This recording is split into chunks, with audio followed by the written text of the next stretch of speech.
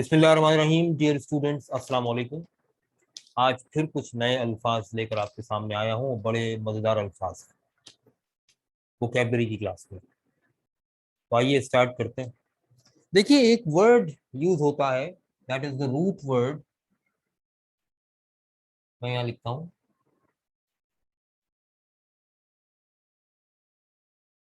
Cracy, and cracy means government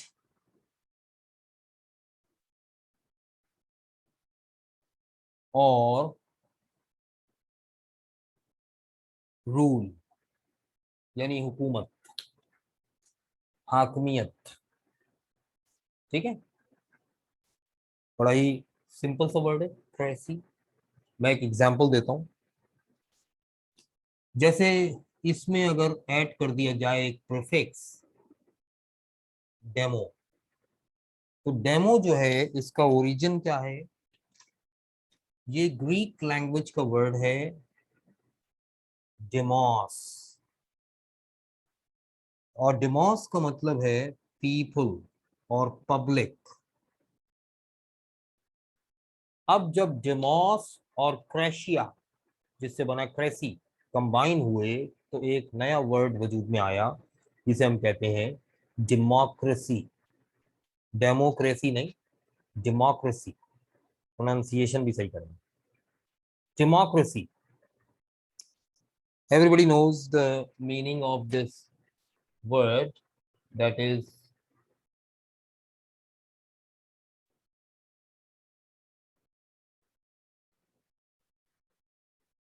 जमहूरियत।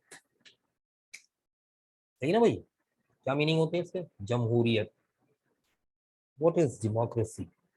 Meaning तो ये है, but what is the definition of democracy? आपसे पूछ रहा हूँ, जल्दी से बताइए, कौन बताएगा? Who will define this word democracy? What is democracy?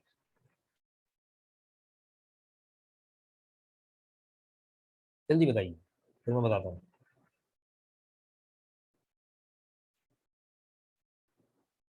देखिए, हाँ, government of people choice. Good Sameena, very good. और कोई बोले? यही मीनिंग है ना?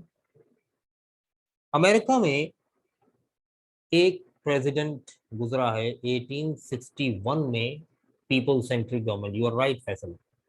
American president who ruled America from 1861 to 1864. His name is Abraham Lincoln. उसने डेमोक्रेसी को डिफाइन ऐसे किया है: democracy is the government of the people, by the people, for the people. अवाम की हुकूमत, अवाम के जरिए, अवाम के लिए, इसे कहते हैं डेमोक्रेसी। पाकिस्तान में ऐसी हुकूमत आज तक नहीं आई है। अल्लाह करे आ जाए, खैर देखते हैं। हो सकता है, मुझे नहीं लगता हो, आप लोगों को लगता हो कि ऐसी कोई हुकूमत आई है। तो डेमोक्रेसी, अब मैंने एक एग्जांपल दी थी। ये वर्ड बहुत ही आसान है, ये समझाने वाला नहीं था, समझाया मैंने आपकी आसानी के लिए, ताकि आप ये समझ जाएं कि हम किस तरह से आज की वोकैबुलरी करेंगे। मैंने यहां से ये प्रीफिक्स हटा लिया और प्रीफिक्स चेंज कर दिया। अब मैं वक्तन फवक्तन बस सिर्फ प्रीफिक्स चेंज करूंगा, वर्ड चेंज हो जाएगा। आधी मीनिंग तो आपको समझ में आ गया, गवर्नमेंट ऑफ, रूल ऑफ। ठीक है ना? अब देखिएगा एक नया वर्ड, जहां मैंने ऐड किया ऑटो। ऑटो के मीनिंग होते हैं सेल्फ।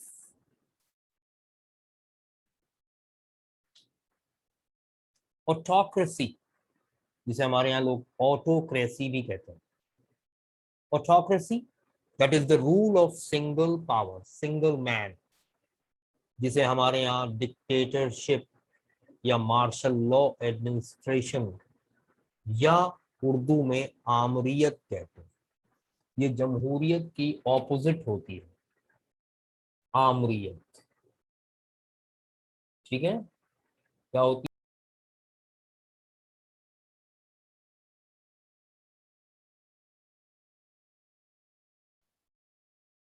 हाँ जी, आवाज आ रही है मेरी? अब तो आ रही होगी यार, आ रही है आवाज? ओके, अब आ रही है, वेरी गुड। अमर कहते हैं हुक्म को, आमिर, हाकिम, अमारत, हुकूमत, अमारात जमा है इसकी, हुकूमतें, ठीक है, राइट। तो आमरियत, हाकमियत एक शख्स की, जिसे मार्शल लॉ या डिक्टेटरशिप कहते हैं, दैट इज ऑथोक्रेसी या ऑटोक्रेसी, ठीक है। ऑटोक्रेट कहते हैं उसे जो मार्शल लॉ एडमिनिस्ट्रेटर या डिक्टेटर होता है। Like in the history of the world you will find so many autocrats like Napoleon Bonaparte, Adolf Hitler, General Ayub Khan, General Pervez Musharraf, and so on. These all are the autocrat. General Karzai, बिल्कुल सही. General Gaddafi of Libya, I know. Gaddafi of Libya. Yes, he was a dictator. ठीक है ना? तो ये हैं autocrats.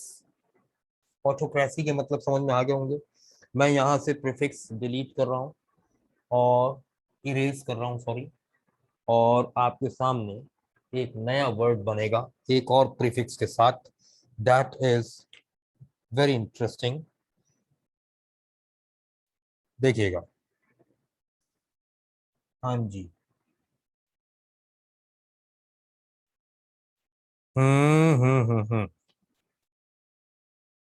और मुझे मीनिंग बताने की जरूरत नहीं पड़ेगी।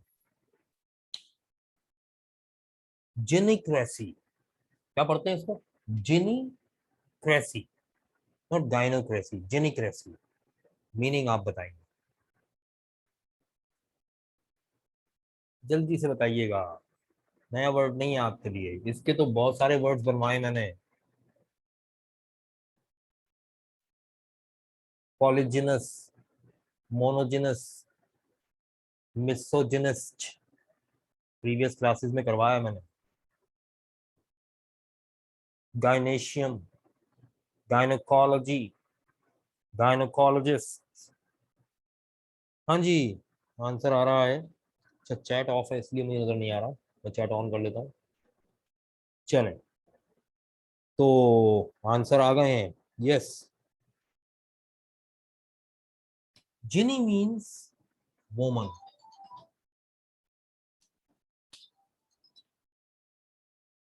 बासित का मैसेज आ रहा है, एक सेकंड भाई। अस्सलाम वालेकुम जी बेटा।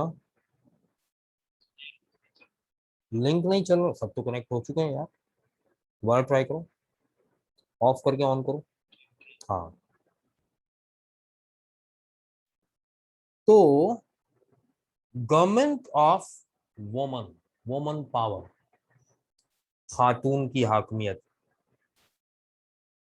इसे कहते हैं जेनेक्रेसी, ठीक है ना। पॉलिटिकल पावर की बात कर रहा हूं मैं। घर में तो होती ही खवातीन की हुकूमत है, खातून की हुकूमत है। मैं पॉलिटिकल पावर की बात कर रहा हूँ। अच्छा देखो, पावर भी कितनी है कि अचानक आवाज भी रुक गई। तो घर में तो खातून की ही हुकूमत होती है। मैं पॉलिटिकल पावर की बात कर रहा हूँ। If political power is in hand of woman, that is called gynaecocracy, right. Yes, औरत की हुकूमत, सही है ना। Bitter truth, yes, very bitter. अच्छा जी, नेक्स्ट देखिएगा वर्ड। मैं एक और वर्ड आपके सामने लाया हूँ, थियोक्रेसी। अब ये थियो का मतलब क्या है? दैट मीन्स आइडियोलॉजी, और in other words you can say religion. बेटा क्लास हो रही है, ठीक है। रिलीजन आमतौर पर बिलीफ, बिलीफ, अकीदा, राइट। थियोक्रेसी, देखिए ये थियो का वर्ड आपको बहुत सी जगहों पे मिलेगा। मैं आज समझा देता हूँ आपको, इसके कई डेरिवेटिव्स हैं। जैसे थियोरी, थियोरी नजरिया, आइडियोलॉजी। जैसे theology, the study of religion. जैसे theist, the believer, believer of a religion. Monotheist, believer of one god. Polytheist, believer in many gods, ठीक है। Atheist, who believes no god, who believes in no divine power। बहुत सारे words बनते हैं, हमने यहाँ जोड़ दिया तो ये हो गया theocracy, the government ruled by some ideological power और सम रिलीजियस पावर। सही है ना? By divine command. जैसे हम कहते हैं ना कि हम पाकिस्तान में निज़ाम शरीयत लाना चाहते हैं, निज़ाम मुस्तफ़वी लाना चाहते हैं, दैट इज अ थियोक्रेसी, ठीक है ना। तो ये नजरियाती हुकूमत का एक उसूल है। खैर, हम इसकी डेप्थ में नहीं जाएंगे, हम तो खाली मीनिंग के ऊपर जा रहे हैं। अब देखिए एक नया वर्ड, बड़ा इंटरेस्टिंग है,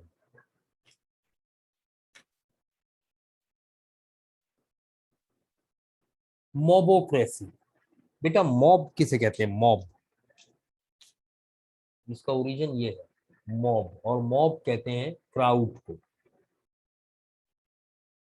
भीड़ को, हुजूम। यानी एक हुजूम गालिब आ जाए, हाकिम बन जाए, तो हम कहते हैं मोबोक्रेसी, ठीक है। अच्छा, हुजूम से मुराद क्या है? हुजूम, तो मेरा सवाल गौर से सुनिएगा, जवाब दीजिएगा। बात चीजें बड़े काम की होती हैं, समझने की होती है। बेटा कौम में और भीड़ में क्या फर्क है? जब मैं कहूँ कौम में और हुजूम में क्या फर्क है? What is the difference between nation and mob? जल्दी बताइए।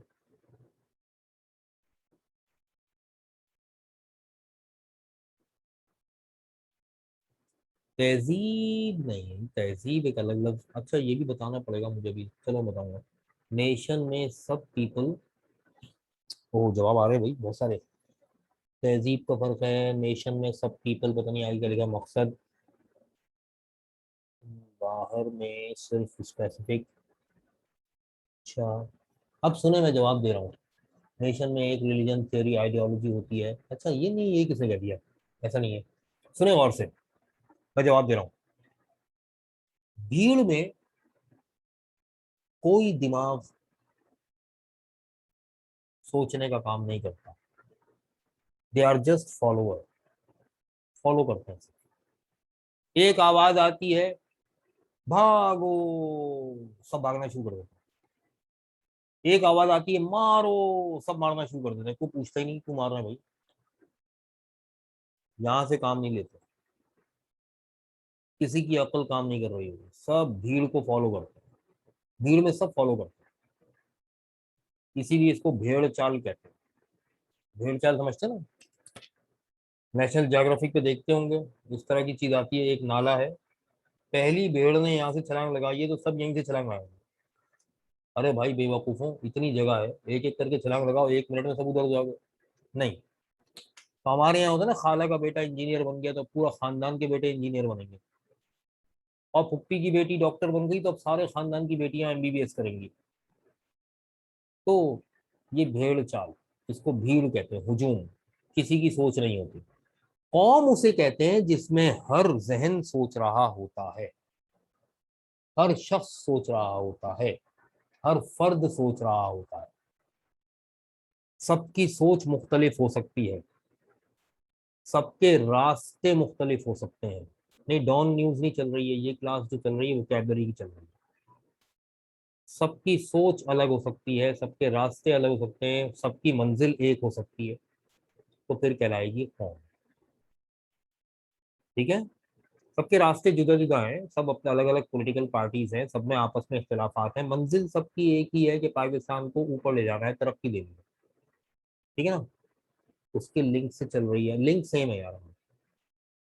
ठीक है ना, लिंक सेम है।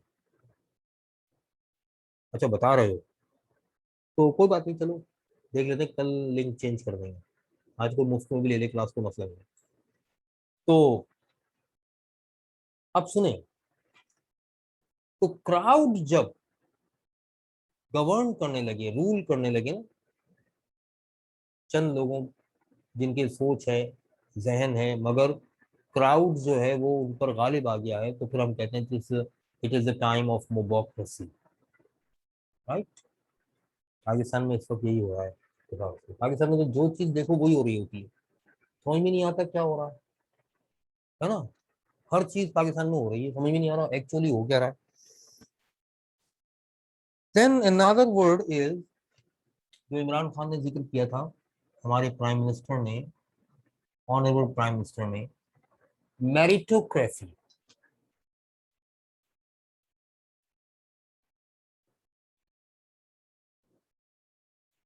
हाँ, मेरिटोक्रेसी, ये मेरिटोक्रेसी, इसमें रूट आपको नजर आ रहा है, मेरिट। और मेरिट किसे कहते हैं आप? मायार, है ना, यानी मेरिट स्टैंडर्ड, एक पोजीशन, इंसाफ के तहत हकदार को उसकी पोजीशन दी जाए, तो ये मेरिट। तो मेरिटोक्रेसी का मतलब है ऐसी हुकूमत जिसमें सब लोग मेरिट पर आए हैं और मेरिट को तरजीह देते हैं। अल्लाह करे पाकिस्तान में ऐसी एक हुकूमत आ जाए, मेरिटोक्रेसी कहलाती है। ठीक, the next word is very interesting, although difficult, very interesting. देखिएगा, ये है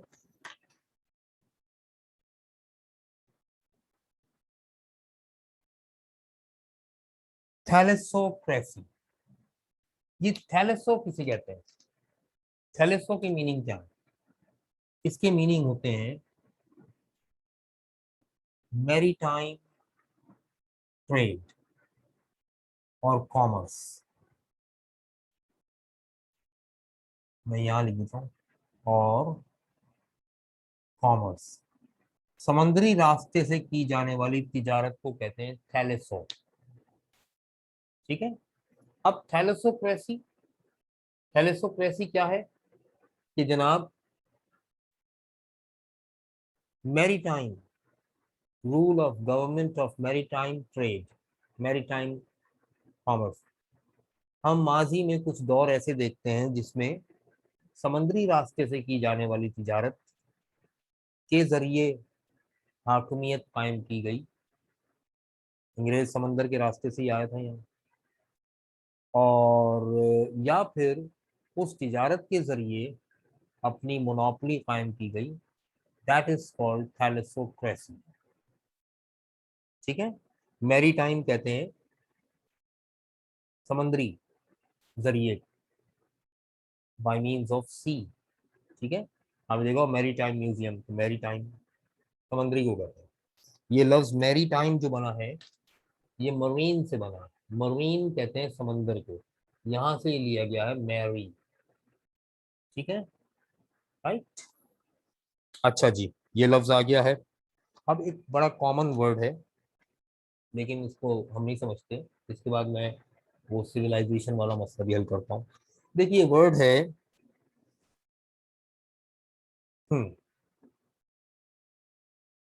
वर्ड बड़ा इंटरेस्टिंग है,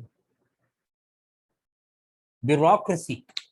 ये है ब्यूरोक्रेसी, हम पढ़ते हैं इसको ब्यूरोक्रेसी। ब्यूरोक्रेसी क्या है? तो ब्यूरो का मतलब क्या है? ब्यूरो का मतलब होता है, देखिएगा,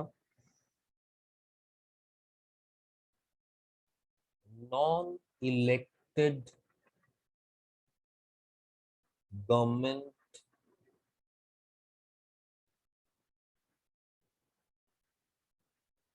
गवर्नमेंट ऑफिशियल्स या एडमिनिस्ट्रेटिव पॉलिसी मेकर्स, ठीक कहते हैं इसे।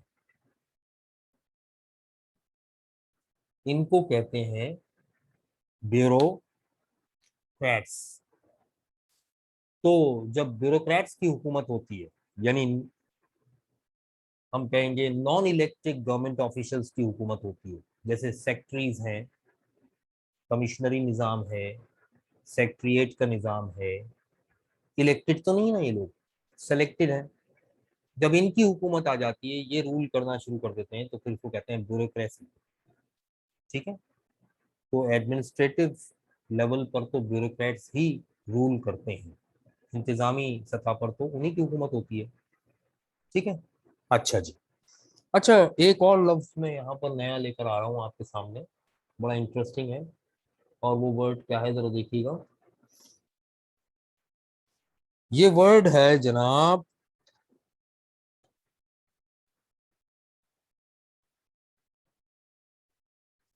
जेरोंटोक्रेसी। इसको गेरोंटोक्रेसी भी कहते हैं, जेरोंटोक्रेसी है। जेरोंटोक्रेसी क्या है? जेरोंटोक्रेसी, जेरोंटो का मतलब होता है ओल्ड एज। अब जिस जगह किसी ओल्ड एज की हुकूमत है, आमतौर पर घर में जो सबसे बूढ़ा होता है, ओल्ड एज होता है, उसी का हुक्म चल रहा होता है, और वो मार्शल लॉ एडमिनिस्ट्रेटर होता है एक तरह का, तो ये जेरोंटोक्रेसी कहलाती है, यानी ओल्ड मैन की गवर्नमेंट, ओल्ड मैन का रूल। ठीक है। ये जनाब क्रेसी से बनने वाले वर्ड्स हैं जो आज हमने देखे। और अब अगले स्टेप पर हम आगे चलते हैं। एक लफ्ज आया था तहजीब। मैं अब कुछ वर्ड्स लिख रहा हूँ। हमारे यहाँ ना बहुत से वर्ड्स हम इस्तेमाल करते हैं, हमें उनके मीनिंग नहीं पता होते, हमें उनके मीनिंग ही नहीं पता होता, मगर हम वो वर्ड यूज करते हैं। मीनिंग से मुराद उनका मतलब नहीं पता होता, मीनिंग तो पता होते हैं। जैसे सिविलाइजेशन, बहुत यूज होता है ये वर्ड, उर्दू में इसे कहते हैं हम तहजीब। दूसरा वर्ड जो यूज होता है वो है कल्चर,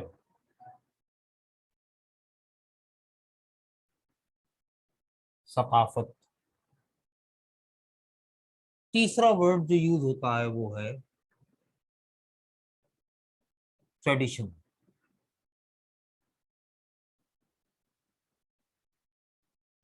रिवायत, जिसे हिंदी में परंपरा कहते हैं। इसके बाद जो वर्ड यूज होता है वो है रिचुअल, जिसे हम कहते हैं रस्म। फिर आता है वर्ड कस्टम, जिसे हम कहते हैं रिवाज। ठीक है। फिर जो वर्ड आता है वो है हैबिटेट,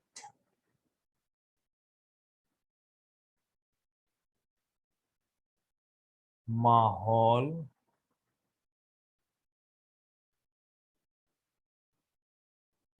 फिर आता है वर्ड नेचर, खसलत या फितरत।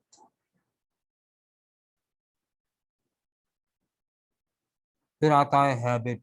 अब मैं सब में डिफरेंशिएट करूंगा, बड़ी इंटरेस्टिंग बात है, जरा देखिएगा। आदत। इसके बाद आता है, जो आता है वो बाद में डिस्कस करेंगे। इसके बाद आता है मैनर, उसके बाद आता है वैल्यूज, बाद में डिस्कस करते हैं। सुने अब जरा गौर से। बेटा सिविलाइजेशन या तहजीब क्या है? हम अक्सर किसी को डांटते हुए कहते हैं क्या बदतहजीबी है यार, तुम अजीब बदतहजीब इंसान हो। जबकि वो बदतहजीब होता नहीं है, मुहज्जब होता है, फिर भी कह रहे हैं। हमें यही नहीं पता होता कि तहजीब कहते किसे। हम बदतमीज को बदतहजीब कह रहे होते हैं, है ना। हम बेमुसक्कफ को बदतमीज कह रहे होते हैं। बदरिवाज को हम आ,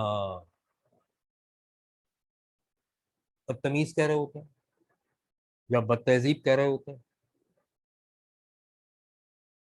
नेट रुका है, दोबारा चलेगा इंशाल्लाह। हाँ, चल गया नेट, चलो। हमें इन अल्फाज का फर्क ही नहीं पता ना, तो हम कोई सा भी वर्ड किसी के साथ भी यूज कर सकते हैं। ऐसा नहीं है। तहजीब किसे कहते हैं? बेटा देखो, तहजीब की डेफिनेशन बता रहा हूँ। हर वो चीज, हर वो बात, हर वो अमल, हर वो शय जो इंसान को जानवर से मुख्तलिफ बनाए, कहलाती है तहजीब। इंसान जो जानवरों की तरह रहता था जंगलों में, गारों में, दरख्तों पर, जब उसमें जानवरों से मुख्तलिफ हुआ तो हमने कहा ये इंसान मुअज्जब हो गया। फॉर एग्जाम्पल, जानवर कपड़े नहीं पहनता, इंसान पहनता है। कपड़े पहनना तहजीब है। जानवर कच्चा गोश्त चबा के खाता है, इंसान गोश्त पका के खाता है। गोश्त पका के खाना तहजीब। जानवर गारों में रहता है, कछाड़ों में रहता है, घोंसलों में रहता है, गढ़ों में रहता है, न जाने कहाँ कहाँ रहता है। इंसान बिलों में रहता है। इंसान मकान बनाकर रहता है, मकान बनाकर रहना तहजीब। जानवर रिश्तों का तकद्दुस नहीं जानता, इंसानों में रिश्तों के तकद्दुस है, तहरीम है, ये तहजीब। जानवर मुल्क और कौम बनाकर नहीं रहता, इंसान रहता है, ये तहजीब। तो हर वो चीज जो जानवर इल्म हासिल नहीं करता, तहकीक नहीं करता, जानवर में शऊर नहीं होता, इंसान में ये सब कुछ होता है। इंसान मुहज्जब है, तहजीब है ये सब कुछ। तो हर वो चीज जो इंसान को जानवर से मुख्तलिफ करे, वो तहजीब है। अब कपड़े सारी दुनिया के लोग पहनने लगे, सारी दुनिया मुहज्जब हो गई। मगर आप लिबास देखकर पहचान जाते हैं कि ये पंजाबी है, ये पठान है, ये सिंधी है, ये बलोची है, ये महाजिर है। तो अंदाज जो है ना कपड़ों का, लिबास का, ये सकाफत। जुबान, लैंग्वेज का इस्तेमाल सारी दुनिया कर रही है, कोई इशारों से बात नहीं करता, ये तहजीब है। लेकिन लहजा और जुबान सुनकर आप बता देते हैं ये टर्किश है, ये रशियन है, ये जापानीज है, ये पाकिस्तानी है, ये सकाफत। ठीक है। खाना पकाकर सब खाते हैं, सब मुहज्जब हैं, मगर जायके से आप पहचान जाते हैं ये हैदराबादी भगारे बैंगन है, ये सिंधी बिरयानी है, ये बलूची कढ़ाई है, ये चरसी टिक्का है, ये सकाफत। यानी मुहज्जब दुनिया में मुख्तलिफ ग्रोहों की पहचान को कहते हैं सकाफत। तहजीब में मुख्तलिफ ग्रोहों की पहचान को कहते हैं सकाफत।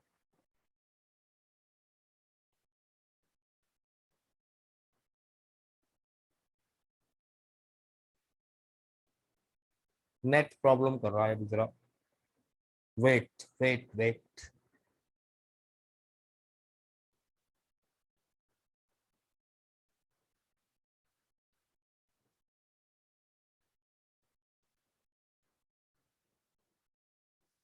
हाँ, नेट प्रॉब्लम कर रहा था, मैं दोबारा कह देता हूँ अपनी बात, दोहरा देता हूँ अपनी बात।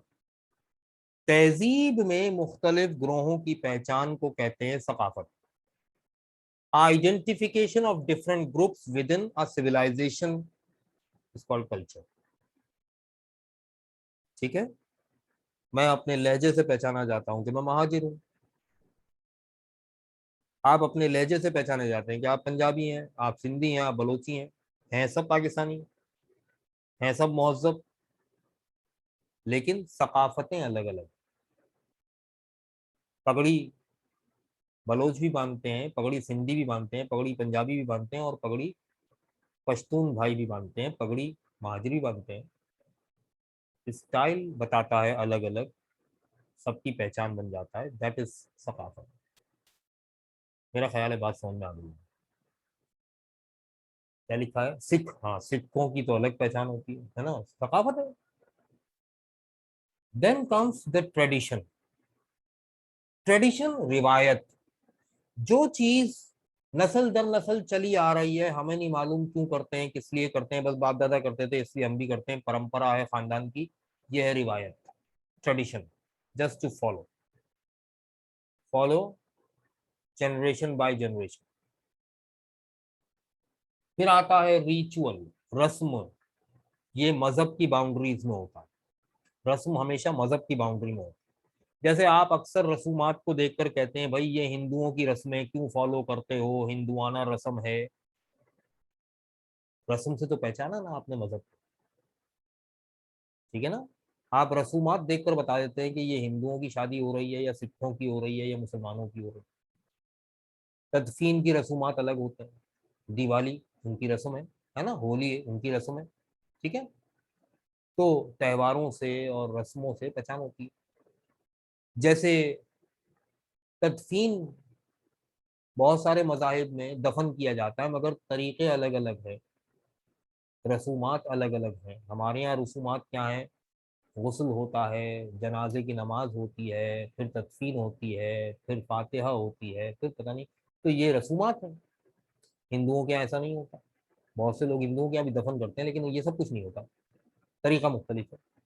बुद्धिस्ट के यहाँ दफन करते हैं मगर तरीका मुख्तलिफ है, और दूसरे मजहबों में दफन करते हैं मगर तरीका मुख्तलिफ होता है, रसूमात अलग अलग है। रसूमात या रस्म जो है मजहब की बाउंड्री में। देन कस्टम, रिवाज। रिवाज क्या है? खानदान की बाउंड्री में। हमारे खानदान का ये रिवाज है, तुम्हारे खानदान का ये रिवाज नहीं है। खानदान की, हमारे खानदान का रिवाज है ये, तो ये खानदान की बाउंड्री खींचता है, रिवाज, कस्टम। हैबिटेट, माहौल, इसे हम रहन सहन भी कहते हैं, माहौल ही को रहन सहन कहते हैं, क्योंकि रहन सहन डिपेंडेंट है माहौल पर। पहाड़ी इलाकों में रहने वालों,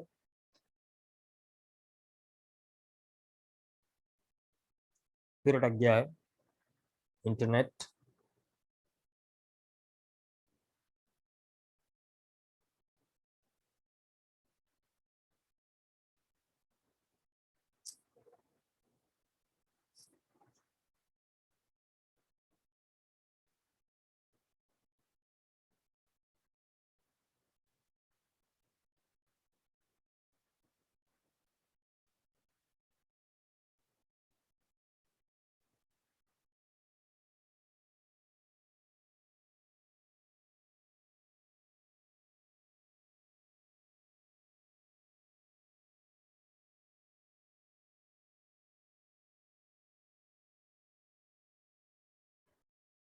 रहन सहन, हैबिटेट सबका अलग अलग होता है। पहाड़ी इलाकों में रहने वालों का अलग है, मैदानी इलाकों में रहने वालों का अलग है, बर्फानी इलाकों में रहने वालों का अलग है, मैदानी इलाकों में रहने वालों का अलग है। तो ये है हैबिटेट, रहन सहन। देन नेचर, फितरत, खसलत, ये खून में होती है, ये खून में होती है। जो पैदाइशी तौर पर नेचर के अंदर जो रूट है वो है नेट। नेट का मतलब होता है बर्थ। जो बाय बर्थ आपकी खसलतें हैं, जो आपकी आदतें हैं, ये नेचर है, ये बदलती नहीं है। और हैबिट, ये वो आदतें हैं जो आप दुनिया से इख्तियार करते हैं, ये हैबिट बदल सकती हैं। Like smoking is a habit, like speaking the truth is a habit, speak telling lies is a habit, है ना, वॉट एवर। तो हैबिट्स को आप चेंज कर सकते हैं, नेचर को चेंज नहीं कर सकते। ये कुछ चीजें हो गई। इसके बाद आता है मैनर। मैनर का मतलब है अच्छे बुरे में फर्क, इम्तियाज, जिसे तमीज भी कहते हैं। वो घर से सीखता है आदमी, बचपन से। नहीं, रूटीन इसमें नहीं आता। मैनर, अच्छे बुरे का फर्क। अच्छा, अब वैल्यूज, अकदार। अकदार क्या करती है? अकदार स्केल है, वैल्यूज जो है ना वो स्केल है इन सब चीजों का। इन सब में फर्क करना क्या है? अकदार।